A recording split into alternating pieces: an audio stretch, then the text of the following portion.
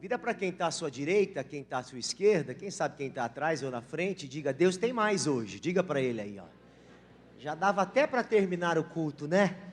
Mas eu creio que Deus tem mais. Deus vai falar conosco. E para tanto, eu te desafio a abrir a palavra de Deus em 1 Timóteo, capítulo de número 4, e 2 João, capítulo de número 1, verso de número 7 ao verso de número 11.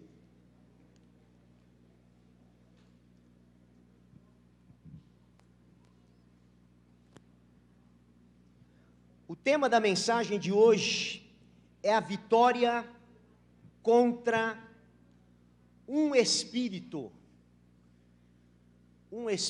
que tem assolado a humanidade, um espírito que tem atacado a própria igreja de Cristo, e no decorrer da mensagem você vai ver que é vero, que isso aconteceu no céu, que isso aconteceu nos tempos de Jesus, e que isso acontece nos dias de hoje. O tema da mensagem de hoje é a vitória contra o espírito de frieza, ou o espírito de apostasia. Vamos lá, 1 Timóteo, capítulo de número 4, verso de número 1. Pode acompanhar aqui no texto, já devidamente produzido pelo nosso pastor Rafa. O Espírito diz claramente que nos últimos tempos alguns abandonarão a fé.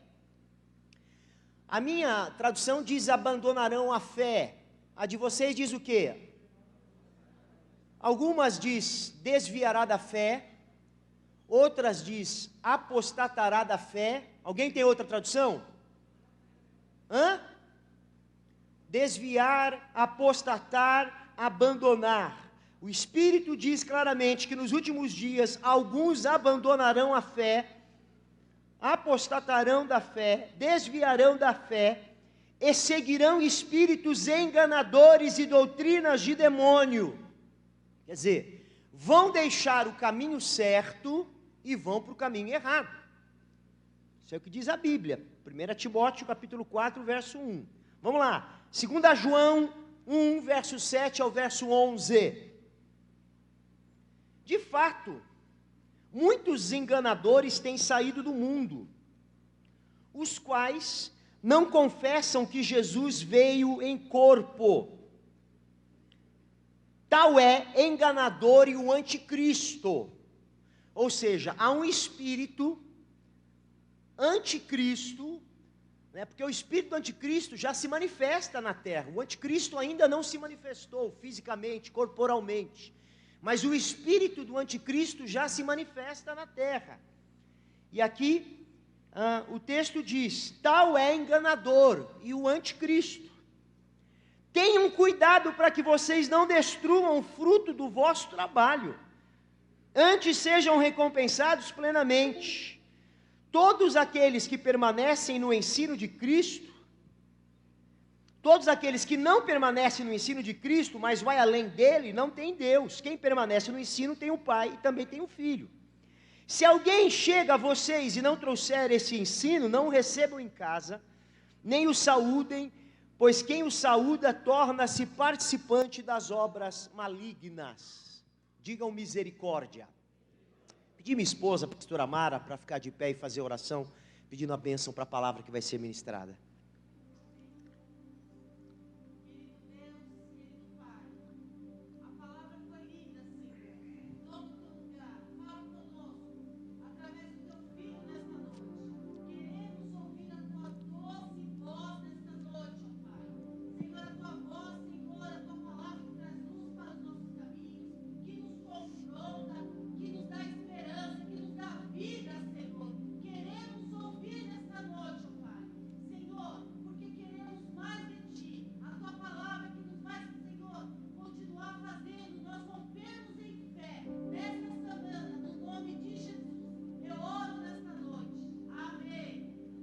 Glória a Deus. O Espírito diz claramente que nos últimos tempos alguns apostatarão da fé e seguirão espíritos enganadores. O que significa apostasia em termos teológicos e em termos espirituais? Acho que até para entender em termos teológicos e em termos espirituais, eu quero usar como referência o próprio dicionário, né? Aurélio diz que apostasia, preste bem atenção, significa desertar. Já viu soldado que vai para o exército e abandona o exército? Né? Aurélio diz que apostasia significa desertar. Uma outra definição, apostasia significa esfriar-se, renegar. Uma definição que eu achei extraordinária e tem tudo a ver com a realidade de hoje: abandonar ou deixar de possuir aquilo que lhe pertence. Quando eu apostato da fé, quando eu me esfrio na fé, quando eu abandono na fé, ou a fé, quando eu deserto na fé, eu deixo de possuir aquilo que eu pertenço e que ou que pertence a mim e que é direito meu, dado na pessoa de Cristo Jesus, através da sua morte, através da sua ressurreição, né? Através da salvação que Ele nos oferece. Mas eu estava pensando, na verdade, apostasia é um esfriamento, é um distanciamento gradual, é um processo que começa sem nós nos apercebermos, e quando vemos, já estamos como que sepulcro caiado, como que geladeiras espirituais, como que pessoas sem prazer em estar na presença de Deus. E começa devagarzinho, começa do nada, começa com uma brechinha, começa com um pequeno abandono, com um pequeno deixar. E é um processo que tira do homem a alegria da salvação. É um processo que tira do homem o prazer em estar na presença, o prazer em desfrutar da presença. Preste atenção, amados, na apostasia há uma consciência mental acerca da existência de Deus. O apóstata, aquele que se esfria, ele não deixa de acreditar em Deus a princípio. Ele tem uma consciência de que Deus existe, mas ele não estabelece uma relação verdadeira com Deus, um andar com o Senhor, né? Então, nós precisamos tomar cuidado, porque este é um espírito maligno, orquestrado por Satanás, pelo próprio Lúcifer, porque ele é especialista nisso, em fazer esfriar. Eu estava pregando hoje lá em São José, e lá em São José mesmo, Deus falou forte ao meu coração. O que aconteceu no céu, por ocasião da rebelião de Lúcifer? Né? O que aconteceu no céu, a respeito de Satanás? Você sabe que Satanás se esconde atrás de religiosidade, e muitas vezes ele se esconde atrás da religiosidade para nos tirar do caminho de Cristo. E nós precisamos abrir os nossos olhos espirituais e termos discernimento acerca disso. Porque, preste atenção, Satanás, ele afastou os anjos de Deus e colocou neles, em 25% dos céus, um sentimento contrário a Deus. Então os anjos foram criados por Deus, criaturas de Deus, mas por esfriarem, se afastaram de Deus, se afastaram do propósito. Isso é apostasia, isso é esfriamento. Eles se esfriaram, deram lugar ao inimigo, deram lugar a Satanás, ao Lúcifer, ao anjo de luz, e hoje virou anjo das trevas, e Satanás fez esse barulho. Em Ezequiel 28:10, Deus fala sobre a beleza de Lúcifer. Deus fala sobre a condição dele, de querubim ungido. Irmãos, isso é forte. Ele era um querubim ungido. Lúcifer era a perfeição de Deus, mas o seu coração se elevou por causa da sua formosura. O seu coração se elevou por causa da sua estatura, por causa do seu status no céu. E o status que ele tinha fora dado pelo próprio Deus. Por isso a gente tem que entender que quando Deus faz alguma coisa na nossa vida, é Deus. Por isso a gente tem que entender que algumas coisas que acontecem de bom na nossa vida, ou muitas coisas, é fruto da misericórdia de Deus.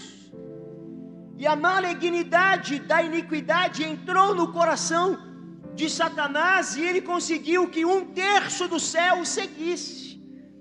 Por causa deste esfriamento, os anjos se transformaram em demônios. Isso é forte, gente. Anjos se transformaram em demônios. Quando a pessoa se esfria, quando ela perde a fé, quando ela fica incrédula, quando ela se afasta do propósito, quando ela se perde, ela fica com o coração endurecido. E muitas vezes essas pessoas têm promessa de Deus. Deus tinha promessa para a minha vida e não a realizou. Fulano era profeta, era sacerdote, e hoje olha o fim dele. E este tempo, irmãos, tem sido um tempo de escândalos. A Bíblia diz que é necessário que venha o escândalo, mas ai de quem vem o escândalo. O escândalo é necessário para que verdades ocultas sejam reveladas. O escândalo é necessário para que máscaras caiam. O escândalo é necessário para que se saiba quem é e quem não é, se é de Deus ou se não é. Por isso nós precisamos ficar ligados, ficarmos espertos, ficarmos antenados espiritualmente, porque este esfriamento aconteceu com profetas, aconteceu com reis, aconteceu com sacerdotes, com príncipes, com escolhidos de Deus. Então por isso que a Bíblia diz que melhor é o fim das coisas do que o começo. Por isso é importante a largada, sim, é importante o start inicial, é importante, mas mais importante do que o start é a chegada. Olha o que Paulo diz: combati o bom combate, acabei a carreira e guardei a fé. Tem muita gente que começa bem, é bom de começo, mas é ruim de término. E Deus quer que nós sejamos plenos. Deus quer nos fazer chegar até o fim e vitoriosos. É por isso que eu vim aqui declarar nessa noite que melhor será o seu final do que o seu início. É por isso que eu vim aqui profetizar e chamei vocês para um santo jejum, para que nós nos preparemos para os próximos dias, porque Deus fará milagres e maravilhas no nosso meio. Só quem crê diga glória a Deus.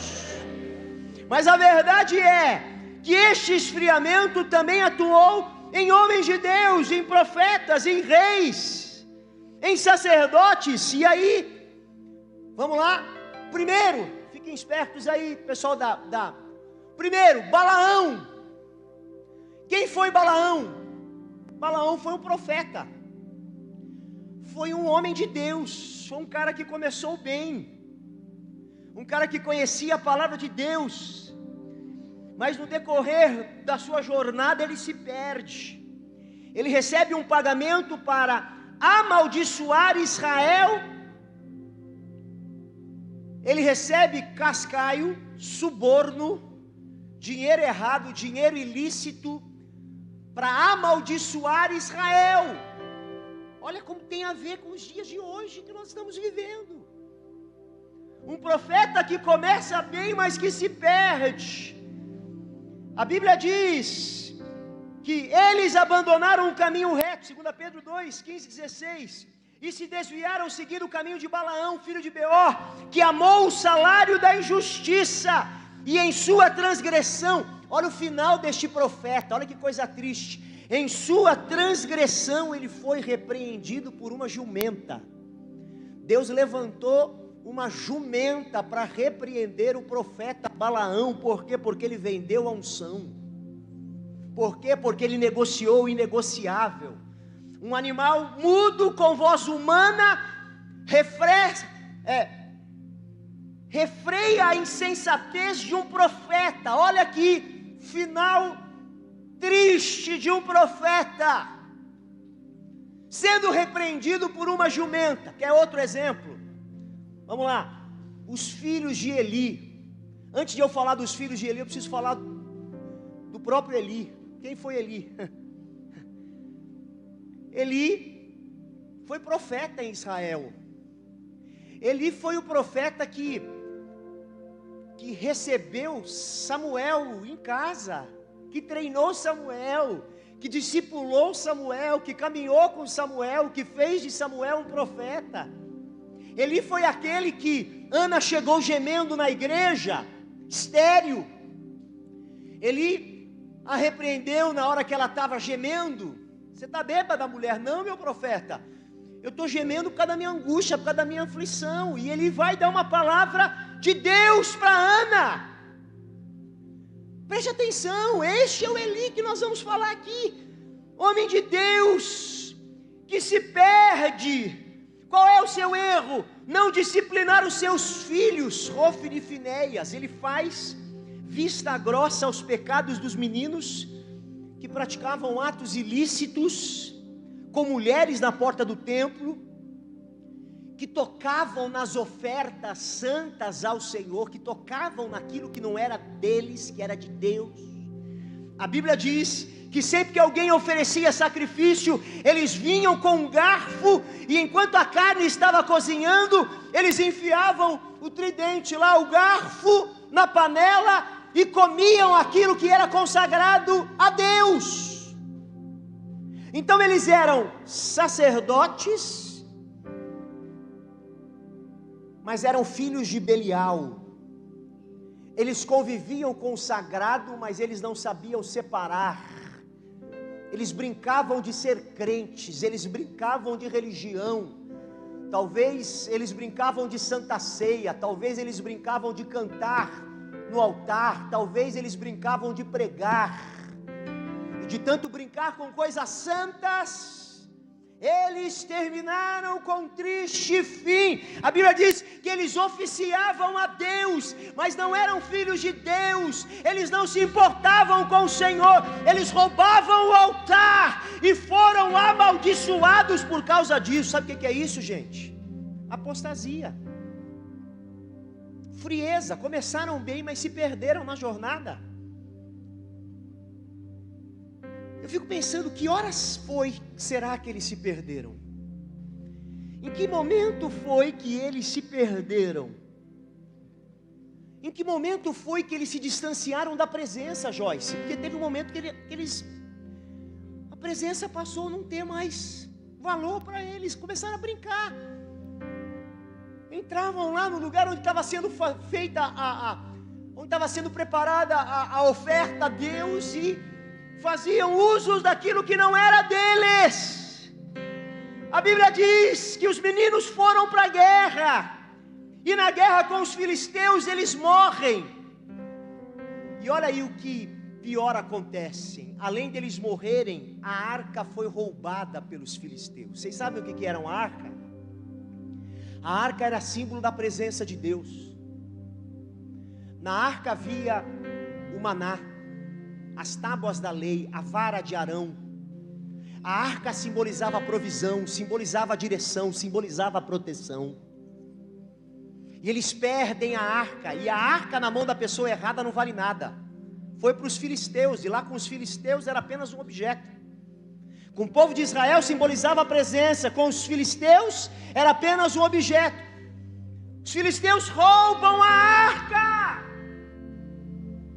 e de repente o mensageiro traz a notícia a Eli. E quando Eli recebe a notícia, já era um profeta idoso, tomba, quebra o pescoço, toma um susto e morre. Ele cometeu o pecado de negligência, como pastor, como sacerdote, ele não corrigiu, ele não fez da sua casa um exemplo, ele não cumpriu o seu chamado, ele não cumpriu o seu propósito, ele não cumpriu o seu desígnio, ele não cumpriu aquilo que Deus tinha para ele, ele brincou com aquilo que Deus deu para ele. O que você tem feito com aquilo que Deus tem te dado? O que você tem feito com aquilo que Deus tem confiado em você, ou a você?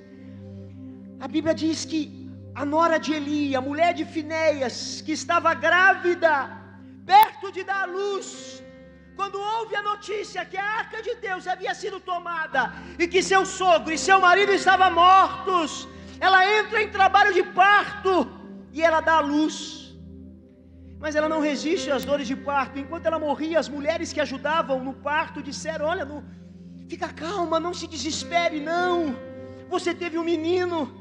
Mas a mulher não teve nem tempo de responder. A única coisa que deu tempo para ela foi dar nome ao menino. E sabe qual foi o nome que ela deu ao menino? Icabode. Icabode. E sabe o que significa Icabode? Foi-se a glória de Deus. Foi-se a glória de Deus. Tudo isso porque brincaram com aquilo que não era para brincar. Tudo isso porque não entenderam o propósito que Deus tinha para a vida deles. Tudo isso porque não discerniram aquilo que o Senhor queria fazer através deles. Eu disse aqui de 2 profetas, mas eu poderia falar e posso falar rapidamente de um rei, o rei Uzias. 2 Crônicas fala sobre esse rei. Uzias significa Jeová é a minha força. Olha o nome de Uzias, olha o significado de Uzias. Jeová é a minha força. Ele começa bem, ele reina em Judá, ele comanda o reino do sul. O reino do sul vive um período de prosperidade, de poderio bélico. Mas o rei se perde, o rei perde a visão, o rei se distancia do propósito. E aí, irmãos, ele fica leproso, ele perde a saúde, a lepra nasce na sua testa. E olha o fim desse rei. Uzias morre abandonado, desonrado. Sabe por quê, irmãos? Porque ele se indignou contra o Senhor e o sacerdote levantado por Deus. Ele deixou a frieza entrar no seu coração e ele foi chamado para reinar. E ao invés de reinar, invocado com o sacerdote que o confrontava, ele foi queimar incenso, que era obrigação do sacerdote. E ele não era o sacerdote. Perdeu a visão, se esfriou, se perdeu, perdeu o calor espiritual. Quer ver um outro cara fantástico? A história desse rei é um negócio tremendo. Saul. Você fala de Saul, você já lembra do Saul que perseguiu Davi, né? Mas você sabia que Saul, 1 Samuel 15:12, diz lá: embora fosses pequeno aos teus próprios olhos, eu te fiz líder em Israel, eu te fiz rei em Israel. Olhem para mim, quem fez Saul rei em Israel foi o próprio Deus. Foi Deus que escolheu Saul. Não foi Saul que se auto-intitulou rei, foi Deus que o escolheu. Tanto que o Senhor disse para ele: para você e para a tua casa eu reservei as melhores coisas. Só que Saul se perde na inveja, no ciúme, se perde na ganância, se perde no tempo, se perde na estação, é tomado pela apostasia, deixa de buscar a Deus, desassocia-se do seu chamado. E a Bíblia diz que ele é morto de uma forma atroz, de uma forma vergonhosa. E eu aprendo aqui através de Saul que de Deus a gente não zomba. Aqui nós temos um rei rebelde, E a Bíblia diz que rebeldia é como o pecado de feitiçaria, um rei arrogante. E a arrogância é como o mal de idolatria. E aí o Senhor dá uma sentença para Saul: assim como você rejeitou a palavra do Senhor, Ele o rejeitou como rei. Agora olhem para mim, amados, deixa eu fazer-lhes uma pergunta. A apostasia, a frieza, o distanciamento podem fazer parte, podem estar no mover? Sim ou não? Podem ou não podem? A gente pode estar aqui, e com todo carinho, com todo respeito, não se ofenda, pode haver alguém entre nós que está frio, que está seco, que está distante, que há muito tempo não chora com Deus, que há muito tempo não fala em línguas estranhas, que há muito tempo não é sacudido pelo Espírito Santo, que há muito tempo não se alegra, que vem para cumprir protocolo só da religiosidade, mas que não aguenta. Tem gente que não aguenta ficar 1h30, 2 horas na casa de Deus. Tem gente que não aguenta, fica um lado para o outro, vai embora, sai, não sei o que, não aguenta. Uma vez por semana que nós temos agora, vamos voltar com os cultos no meio da semana, mas por enquanto uma vez por semana, não aguenta, vai para todo lugar, tem prazer em estar em todo lugar, vai para a festa, vai, e não é pecado, pelo amor de Deus. Aliás, são as coisas boas, que não são pecados, muitas vezes que nos distancia de Deus, que nos rouba da presença. E a pergunta é, e a resposta eu tenho: a apostasia pode estar sim presente no mover, né? E quando eu chego a essa conclusão, eu entendo que Satanás quer roubar os servos de Deus, e foi assim que ele fez. Número 5, com esse outro personagem. Vamos lá, 5. Vamos lá, pessoal. Ponto 5. Judas. Quem era Judas? Judas viveu um mover, gente. Judas andou com Jesus. Judas viu milagres, Judas viu multiplicação, Judas viu cego ver, Judas viu morto ressuscitar. Judas era de confiança de Jesus, ele andava com Jesus. Entre os 12, ele foi um dos que foi tomado pela frieza. E olhem para mim, amados, em algum momento o coração dele se perdeu. E aí eu vi essa frasezinha no Facebook, eu vi em algumas mensagens de WhatsApp, e a mensagem era, desculpa aí, tá, mas eu colei: Judas tinha o melhor pastor, ele tinha o melhor líder, ele tinha o melhor mestre, o mais sábio, o mais amigo. Ele andava fisicamente com o cara que representava a glória, o poder, a unção, o nosso Cristo Todo-Poderoso. Mas Judas, em algum momento ele se perde, ele tinha o melhor. Então a questão não é você achar desculpa, a questão não é você botar culpa em A ou B ou C ou D, a questão é você entender, desculpe o termo, que o BO é com você. De que você queixa dos teus próprios erros, da sua própria frieza, das suas próprias escolhas, do seu distanciamento intencional, da sua inversão de prioridades. Esse esfriamento tem a ver com prioridades invertidas. Esse esfriamento tem a ver com não saber quem deve ser o primeiro na nossa vida. Por isso que Isaías 29:13 está escrito: o Senhor diz a este povo se aproxima de mim com a boca, me honra com os lábios, mas o seu coração está longe de mim. A adoração que eles me prestam só é feita de regras ensinadas por homens. Então Deus nos chama, irmãos, olhem para mim, eu caminho para o final da mensagem, para que nós desejemos a presença. Deus nos chama para que nós mergulhemos nele. Até porque, olhe para mim, A apostasia é o grande sinal da volta de Cristo. 1 Tessalonicenses, não vai dar tempo de você ler aqui, você pode ler em casa. Capítulo 2, do verso 1 ao verso 5, fala acerca disso, que a apostasia é o grande sinal da volta de Cristo. Irmãos, tudo que se podia cumprir como adventos que antecedem o arrebatamento da igreja, já aconteceu.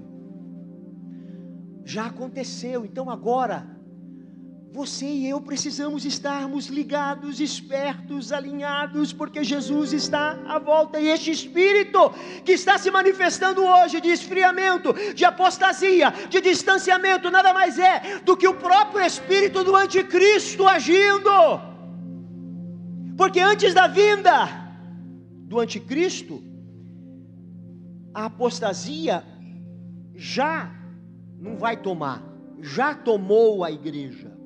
Ou vocês acham que tudo que está acontecendo, que chega nos nossos ouvidos, que chega nos noticiários, quem tem ouvidos espirituais ouça, quem tem olhos veja, que tudo que está acontecendo já não é reflexo daquilo que o próprio Cristo nos falou? E qual deve ser a nossa postura? Olhem para mim, qual deve ser a nossa postura? A igreja precisa se levantar, porque olhem para mim, é um espírito de sono, de dor de cabeça, de mal-estar, de desejo desenfreado, de não estar na presença, de querer estar em todos os lugares, menos aqui, de querer participar de tantas coisas, menos fazer parte do mover. Isso é uma ação maligna, e nós temos que nos levantar contra esta malignidade. É um demônio que tem se levantado para destruir, para apagar o fogo da igreja, para apagar o fogo do seu coração. E olhem para mim, nós somos responsáveis por preservar este mover. Por isso que a Bíblia diz: o fogo arderá continuamente no altar e não se apagará. Por isso que a Bíblia diz: em todo tempo sejam alvas as tuas vestes, e que nunca falte o óleo do Espírito sobre a tua cabeça. Eu vim aqui nesta noite declarar que este espírito de frieza, esse espírito que quer fazer muitos desertarem, renegar, abandonar, e que até tem roubado você, tem deixado você de possuir aquilo que lhe pertence, esse espírito maligno de apostasia vai ser vencido na autoridade do nome de Jesus. Vai ser vencido na medida em que Deus, porque quem produz o avivamento é Deus, na medida em que Deus soprar um tempo de avivamento sobre a igreja, na medida em que Deus soprar um tempo de avivamento sobre os seus filhos, sobre as suas filhas. Ou quem está comigo aqui recebe esta palavra, levante as duas mãos para o alto e glorifique e exalte o nome do Senhor. Eu vim aqui dizer não, eu vim aqui me posicionar espiritualmente contra este espírito que tem se levantado contra a igreja de Cristo. Então, se aconteceu com Judas, se aconteceu com Saul, se aconteceu com Sansão, se aconteceu com Uzias, se aconteceu com tantos outros, ainda que Sansão teve um final misericordioso, né? Isso pode acontecer com você. Acorda, acorda.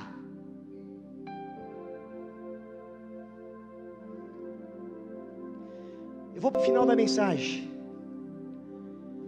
O que vence a apostasia? Primeiro, vamos lá. O que vence a apostasia? O poder de uma aliança. Sabe o que você está fazendo aqui hoje diante da mesa do Senhor? Diante da simbologia do sangue e do corpo, você está renovando a sua aliança com Deus. Você está renovando o seu compromisso com Deus. Estar aqui Desculpa ser chato e insistente com essa expressão, porque tem crente que só vem no dia da ceia. Não é o seu caso, mas tem gente aqui que eu só vou ver daqui 1 mês.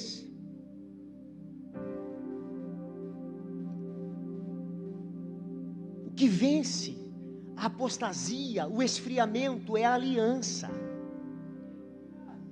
O que vence a apostasia e o renegar, o abandonar, e eu disse e repito, é um processo, muitas vezes sem você perceber, é você ter uma relação com Deus, é você ter em você a glória de Deus. Nós precisamos ter uma relação íntima, uma relação profunda com o Senhor. Olhem para mim, para nós sermos portadores da glória dEle. A arca da aliança não existe mais. Na nova aliança, nós somos os detentores da arca, porque nós temos o Cristo, o Espírito Santo que está em nós. Agora, se nós entristecermos o Espírito Santo, abandonando-o, nós desertamos. João 17, 21, 23, diz lá, para que todos sejam um com o Pai, como tu estás em mim e eu em ti, que eles também estejam em nós, para que o mundo creia que tu me enviaste. Dei-lhes a glória que me destes. Jesus está dizendo aqui, ó, eu dei para minha igreja a glória que você, ou que o Senhor me deu, para que eles sejam um como nós somos um, ou neles e tu em mim, que eles sejam levados à plena unidade, para que o mundo saiba que tu me enviaste e os amastes como igualmente me amaste. Agora olhe para mim, amados, se você tem uma aliança com Deus, olhe para mim, você tem a glória, e se você tem a glória, você é ungido, você é ungida. Sabe o que significa ungido? Escolhido, escolhida. Você pode levantar sua mão direita para o alto e declarar: eu sou escolhido. Levante a sua mão e diga: eu sou escolhido. Levante a sua mão e diga: eu tenho uma aliança com Deus. Então a primeira coisa para que você vença a frieza, para que você evite o desertar, é você desfrutar do poder da aliança. Ponto de número 2, eu vou para o penúltimo ponto aqui, antes de finalizar, e te desafio a ficar de pé em nome do Senhor Jesus. Como que eu venço a apostasia, como eu venço a frieza, como eu venço o desejo de desistir, de jogar tudo para o alto? Eu venço separando-me para Deus. O que nós vamos fazer a partir de hoje à meia-noite? Separar significa consagrar. Separar significa entregar-se para alguém ou para algo.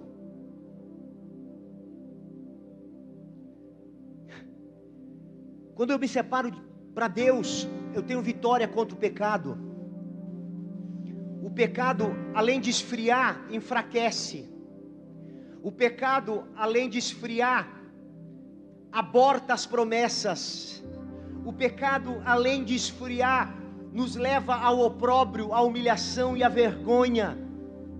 Em 2 Coríntios nós vemos que existe ligação entre o santuário, que não existe ligação entre o santuário de Deus e os ídolos. Preste atenção, o que é ídolo? Ídolo é tudo aquilo que me afasta de Deus. Ídolo é tudo aquilo que eu coloco na frente de Deus, acima de Deus. Irmãos, olhem para mim, somos do Senhor e o Senhor tem ciúme de nós. Somos do Senhor, e se somos do Senhor, nós não podemos ter prazer no pecado. Somos do Senhor, e se somos do Senhor, o velho homem deve ser crucificado com Cristo, para que o corpo do pecado seja destruído. O Senhor nos diz que nós somos separados. O Senhor nos diz que nós temos que nos libertar das coisas impuras. O mundo vai nos odiar por causa de Cristo. Eu declaro nesta noite, levante a sua mão, você é separado do pecado para viver a plenitude daquilo que Deus tem para a tua vida. vida. Sabe o que você vai viver? A glória de Deus. Sabe o que a glória simboliza? A vitória sobre o mal. Sabe o que a glória simboliza? A arca de Deus. A arca, ela simboliza a provisão, a direção e a proteção. Você quer a bênção? Você precisa ter a glória. Levante a sua mão e receba esta palavra. Eu termino dizendo: que vence a frieza, em terceiro lugar, quando eu coloco a capa de ungido do Senhor. Colocar a capa não é para qualquer um, porque colocar a capa aponta para um comprometimento, aponta para uma aliança, aponta para um estilo de vida diferente. Quem tem a capa desperta ódio, desperta inveja, desperta rancor, desperta perseguição. Só que olhe para mim, a capa simboliza autoridade.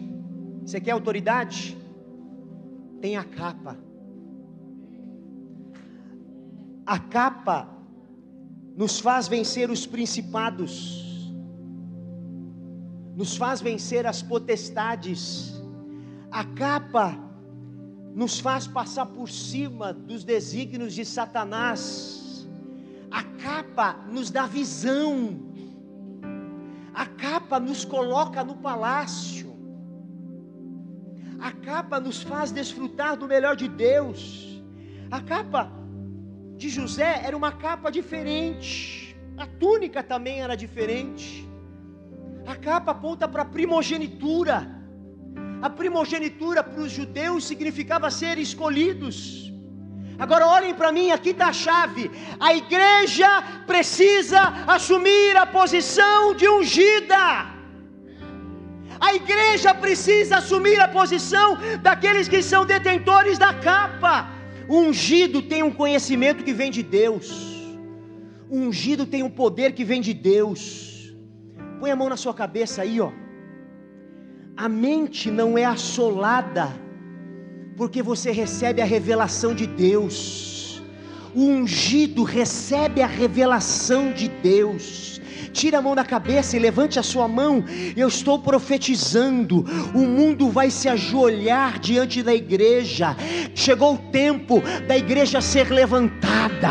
Chegou o tempo de um avivamento produzido por Deus. Chegou o tempo de Deus preparar a igreja de Cristo. Este é um tempo, depois da angústia, depois da pandemia, depois da crise, depois de tantas coisas terríveis que tem assolado a humanidade, é exatamente neste tempo que Deus envia um avivamento. Eu estou pregando para uma igreja que vai viver o avivamento. Eu estou pregando para um povo que viverá aquilo que está escrito em Isaías 10:27, de mãos levantadas, e acontecerá que naquele dia a sua carga será tirada do teu ombro, o jugo será tirado do teu pescoço, o jugo será despedaçado por causa da unção.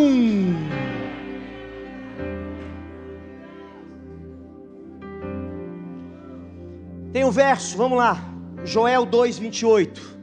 Vamos lá, próximo ponto. E depois disso, derramarei do meu espírito sobre todos os povos, sobre os seus filhos e suas filhas. Suas filhas profetizarão, os velhos terão sonhos, os jovens terão visões.